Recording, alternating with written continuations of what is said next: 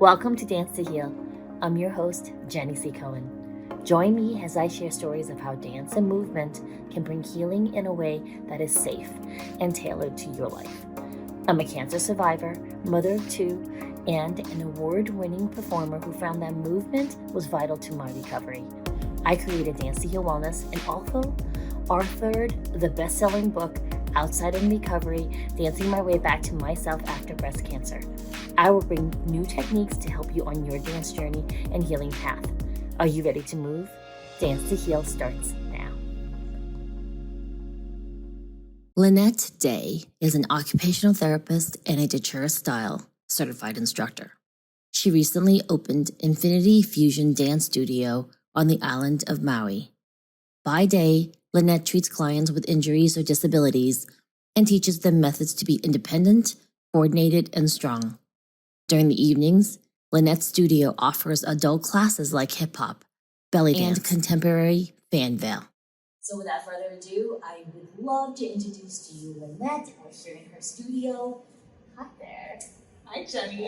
Thanks for coming to Maui. It's so much pleasure to hear. All right, so Lynette and I first met each other way back when, before the panini, in our first Datura Level 1 certifications. Initiation. Yeah.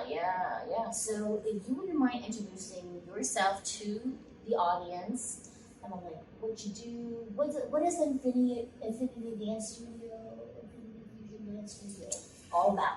Yes. My name is Lynnette Day Canellis, and Infinity Fusion Dance Studio is also an occupational therapy clinic. So during the day, Monday through Friday, I provide occupational therapy services to anybody that has a disability or who might have an injury. And I work mostly with children, but I also do work with adults and a lot of autistic children. So it's a neurodiverse affirming practice, and so that's what we're doing here in the daytime. And in the evenings, we are having all kinds of adult dance classes at this point.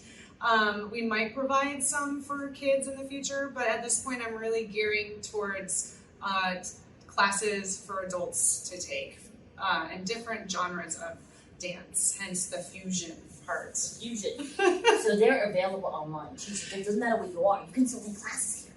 Yeah, so everything we teach here is hybrid, so you can actually join us online, and I'm very aware that we're of our early in our time frame here in Hawaii. So you can also, most people are going to be sleeping maybe when we're doing our evening classes, so you can always purchase the class, and it could be recorded, and you can practice and take that class in your convenient time.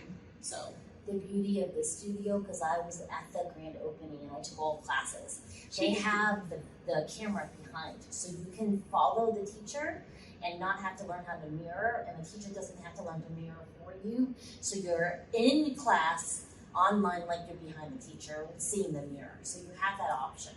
So tell us about the world of dance. Like, when did you first find dance? Before we did initiation, what was the world of dance in your life? Let's see. When I did jazz and ballet all growing up, and then, kind of faded out of that, got into horseback riding as my movement in my teenage years. And then when I moved to Oregon, when I was 18, I was last year. Let's see, that was 1998. Okay. Well, just a couple of years ago. I was actually learning how to blow glass. I was at a fair selling glass that I was making, and it was the first time I'd ever seen a belly dance troupe, and I was intrigued by the way the women were moving together, and my heart was I was just feeling it really deep in my soul, like watching them. And when I got home from that fair in Oregon, I called the local belly dance instructor, and I started taking classes when I was 18 in Talent, Oregon. Yes, Aisha's Oasis. That was my first. Aisha from Talon, Oregon. She's still teaching and dancing, from my understanding. Yeah. So yeah. Yeah. And here's the beauty of it. You first found belly dance when you were 18. And is it what, like 5 years of training now? How many years have you been doing belly dancing now? 15? 20? Let's see. 10. She's 10 years. So she's under 30. Roughly. 27? Yeah. And my point is, right, how has belly dance been a role in your life? How has it changed you? How has its perception changed in your life? Because in the beginning it was one thing, and now it's something else, right? Yeah, definitely. Well, I always felt a very soul-lifting sensation from learning how to move my body in ways that I never even would.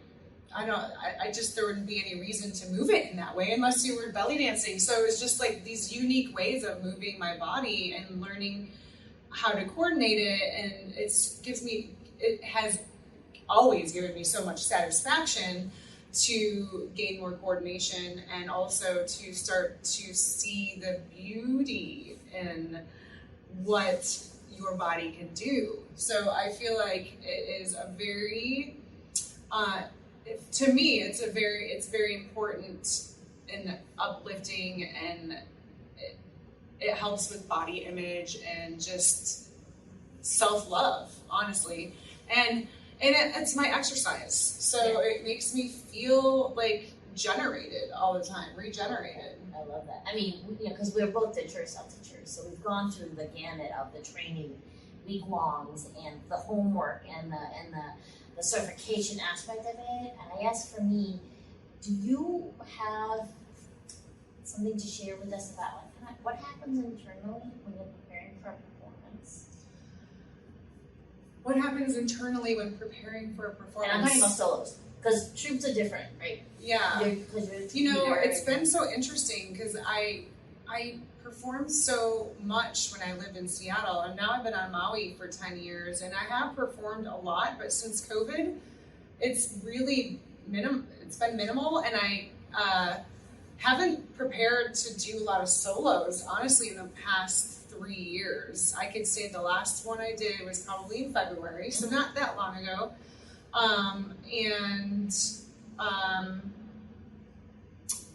What I did to prepare for that, I practice. I actually just did a datura style piece. Yeah. And I used some finger symbols, and I just get into this meditative mode. I don't know, something really like calming comes over me, and I didn't used to be like this. Like the whole evolution of like how I get ready for performances has changed throughout the years. But now I just feel some kind of sense of calmness that comes over me, like when I'm getting ready in the dressing room right before I go onto the stage, and I just feel like it's, even though I haven't done it so much since COVID, it feels way more natural to just do it, and it's not as nerve-wracking. Yeah. It depends on the venue and all that, but I haven't done it a lot in the past few years since COVID. Yes, I love that. I love that aspect of, because you've done it so much in your lifetime, that in preparation for the performance, you actually go into a meditative state. Yeah. People don't understand that, because people always like, I don't want to dance, I don't want to perform. I'm like, that's not the point of it. I think it's this lifetime of study and a whole nother way of being in your body that is a way of life that people don't realize what it really is for a lot of performers. Yeah, for real. And honestly, the performance thing, I love doing more group stuff than solo stuff. I love what I learned in Datura, in the 8 Elements trainings, and I love implementing those tools and teaching, creating like vocabularies and teaching it, and just working with groups. It's so much more satisfying, and I get so much more out of it, and I tend to put a lot more work and time and effort and love into that rather than my solos. Yeah, well, and here's the key, right? For me, this is like the epitome of what I talk about in the past. I just spoke with Jelena, and we talked about community. there's an energetic exchange when it's more than just you. Because Yeah. when you're doing a solo, it's only when you're in front of an audience. I mean, during Panini, we were doing a lot of recordings, so you didn't even get that feedback. And live performances is exchange for me, anyways, between me and the audience, right? You kind of alchemize what happens. With a group, you're alchemizing in rehearsals and during performance with yourselves and then with the audience. Yes. Right. It's a lot. It's a big, huge energy exchange, and I love the community aspect of it. I love the bonding that actually happens through this art form with people that are doing it together. It's a very, I can't really describe it with words, and I like that aspect of it. I think I do love to create unique things, and I that I could use like by myself, but I kind of just don't want to do it by myself. That's why I try to create the things and then teach them and then do it in a bigger group. It's just more, yeah, it just gives me more, I just love working with people. I know. Because, I used to be an OT right before children, BC. So I have a question for you regarding that. There's been, for me, in my journey, a preference now for teachers who are more trauma aware as they are teaching classes. Mm-hmm. Would you have any advice for someone who's new to dance? Because from that book, The Body Keeps Score, a lot of us will release trauma during movements. Mm-hmm. Would you have any suggestions of how they can move safely and or find a teacher that would be safer for them to start movement? You know what I'm talking about? Because, some of us have dance trauma. And then we go into adult class and that can rear its ugly head and we go into an uninformed teacher. Because as OTs, we know all about watching the client and gearing classes towards what our clients want. Or, we call them patients back in my day, but now clients, right? How does someone watching this interview and they're curious about dance class, besides signing up for Lynette's online studio, what are some other ways that they can find locally to themselves? Kind of a little mini checklist maybe? I'm putting you on the spot. A little mini checklist of how, is this teacher going to be safe for me to come into class with? Yeah, that's a really good question. Well, I could start with the things that I do in my class, because I'd have to think about that as a student going into a class and how I would feel. What would I look in another teacher to make sure I felt safe? And I could start with what I do, and then because I actually thrive on, I'm super passionate and I thrive on creating a safe space for people. I want people to come to my class that have never ever danced in their life, and they might want to learn how to move, and they don't have to be coordinated, and they don't have to know musicality, and they don't have to know how to count on the beat, because they can learn those things.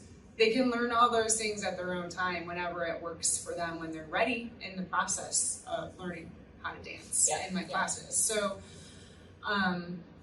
So saying that, I always tell my students when they come in and as a group is that I want them to all just be kind to themselves and know why they're here, and try not to compare themselves to other people. Perfect. Because that can easily happen in a group dynamic where, you're kind of seeing someone might be getting something a little faster than you, and it makes you feel like have this negative self-talk. And I talk about that.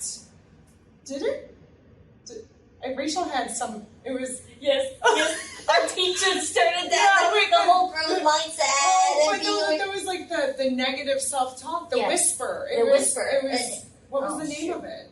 I thought it was like a puppet from Sesame Street or something. It'll come to me. I heard like Gollum. In my head, no Gollum voices. I learned from her the Care Bear stare. The Care Bear stare. We would take turns being Care Bears. How the Care Bears with big eyeballs. I talk about it in the book, right? And we have to learn to give the Care Bear stare to whoever's performing, and then receive it ourselves. And seeing it in the mirror, I wear a t-shirt that says kind eyes backwards. So that when you're in the mirror, you can remind yourself to give your kind eyes, and I like that reminder in your class. Yeah. Well, I just try, and I know that people might have that comparison, and that, I might not be getting it and start to feel bad about themselves. And so I just try to explain to everyone, please just try to meet yourself where you're at and try to get better than where yourself, and just try to enjoy what you're doing in the moment and not allow how other people are dancing to affect how you feel about yourself. Yes. And so because I really want everyone to feel good about themselves and their bodies and their minds and feel like they're getting something positive out of it. So because those dynamics can happen in a class. Oh yeah. Yeah. Oh yeah. And it's intimidating going into a new genre of dance, a new teacher, a new class. So, just making sure to explain those things to my students is like super, super important, and making sure to check in with them, and also letting them know that they don't have to do everything I'm teaching to them. Right? And I'm always modifying and changing. Like if you don't want to be, moving your hips while we're doing the footwork, just do the footwork, take out the hips. And then I see people doing it and I give them praise because I notice they're doing it. And I feel like, hey, I see that you took the hips out and you're doing the footwork because you're meeting yourself where you're at. That's awesome. Like I'm so proud of you for doing that, because you're going to learn quicker that way. You're going to learn it more efficiently, and so that is really important to me. So as a teacher, so if I were to try to find a teacher, I would try to find somebody that can do the same thing, but I don't know. I don't know. I love that though. So here's a key, right? In my previous episodes, we talk a lot about this whole somatic response with your body and being really clear. Donna Mejia, she's one of my first professors, that talked about being really clear that you have an open line of communication between our mind and our body, so that when you're getting that first feedback, not be after you've twisted the ankle, not after you've strained the muscle, your body is giving you little whispers, hey, I don't feel like it, or you haven't hydrated me enough, or I'm confused, can you just slow the F down? And I love the fact that you were saying, I look for someone who does what I do, which is encourages you to have a very true relationship with your body. Yeah. And that's the key. If we carry memories in our body and we're doing movements that are going to release it, it is really important that you listen and be clear that, oh, I don't feel safe. And then you can do steps of what your body's asking you to do to feel safe. And then the teachers recognizing, ooh, good job, you're paying attention. And that's what we want. That's one of the best advice I've heard, Lynette. Because a lot of people, I love this reinforcement. I hope that you are watching this and then compare it to the other episodes, because we do really want you to come into dance spaces like this. Again, sign up for Lynette's online class. Don't worry, I'll do the selling for everybody. And then you can compare how some teachers will prepare you. I just took a class from Sharzad in LA. She came in from Cairo. And she was talking about how, well, I'm teaching you some pretty complicated hip movements. And you still have to gear it towards your body, because I'm taller than most of the people. So this is the teacher. I'm taller than most of you, so my leg length is different. So my movement is different. And also my body is different. And that's going to stack and influence my movement. So you still have to know, how does it feel on my body and how do I tailor it? And I love that. I really love that, Lynette. So yeah, you answered it. Don't worry, no stress. Thank you. Mm-hmm. And then I want to ask you a question regarding the role of dance. How does that affected you, if at all, in your life? Because you work in pretty stressful situations. Yes. Well, I opened a dance studio that is also a therapy clinic, so I can have access to movement all the time. I did this not only for myself, but for the community, and for the community of children and people that have special needs or might have injuries. But the thing I did was I wanted to dance a lot. I do. So yeah, it's really interconnected. It's not separate. So the role of dance is essential, because if you didn't have dance, you have nothing to serve people with. Yeah, and so I work all day, and then I have other instructors come and teach, and I take their classes. They come to me. now they come to me. I kind of made this business in a way that is really beneficial for other people, but also for me, because I work really, really, really intensely, and I have a lot of passion for the dance, but also the therapy. And the therapy I do all day, every day, to pay the rent here. And it takes a lot out of me, and the dance fuels me. So I have, you. Yes. Would you say that dance also fulfills you, replenishes you? Yes, it gives me life. It really energizes me. Like, so how it affected me was like I intertwine them. I love that I can do therapy all day, and then I could teach a class in the same space. I could teach a class in the middle of my therapy day because I do privates, and I've been teaching those, and they'll come to me, and so it mixes up my day through the therapy and the dance, and then I have different teachers come to me now because I have this space and I'm learning from other people, which I love. So it's affected me a lot. Yes. Yeah, Yes, and I've really intertwined both the dance and the therapy together in my life. So. I love that. I really love the fact that you're just, Lynette, you're like the proof of everything I talk about how important it is to feel yourself. You love movement. It almost heals you so you can heal more people. Yeah, definitely. Yeah. All right, folks, I've run out of time. We're just going to have Lynette come back. We'll do a remote thing unless I make up an excuse and come back to visit her studio. Oh, It's so yeah, beautiful, come you guys. back. Yeah. Maybe we'll do like an intensive here together. Yeah, I would love that. NLP, some different areas. Yeah.